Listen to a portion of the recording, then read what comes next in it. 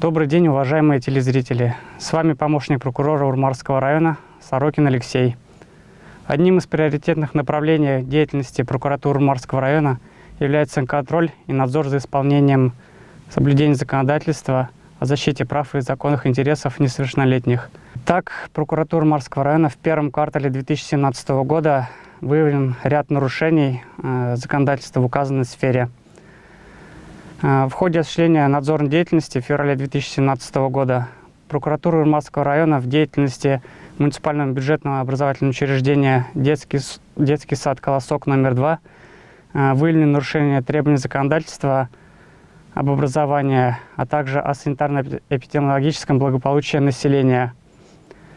В ходе проверки установлено, что данным образовательным учреждением использовалась крупа овсяная для приготовления пищи для воспитанников указанного образовательного учреждения. Вместе с тем, проверкой установлено, что документов, подтверждающих качество указанной продукции, на момент проверки не имелось. По фактам допущенных нарушений закона в отношении заведующего данного образовательного дошкольного учреждения прокуратуры Урмарского района возбуждено дело об административном правонарушении.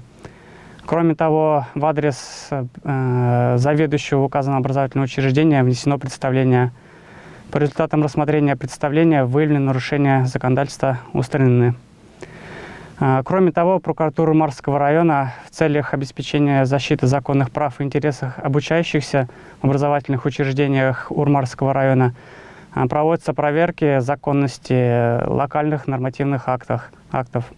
В ходе осуществления прокуратуры Урмарского района в феврале 2017 года надзорной деятельности в 10 образовательных учреждениях Урмарского района выявлены локальные акты, которые не соответствуют требованиям законодательства об образовании и об основных гарантиях прав ребенка в Российской Федерации.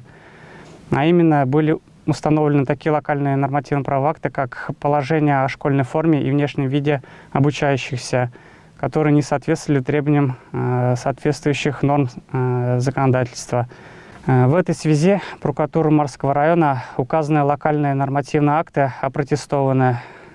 По результатам рассмотрения протестов требования удовлетворены, соответствующие локальные акты о школьной форме и внешнем виде обучающихся приведены в соответствии с требованием законодательства.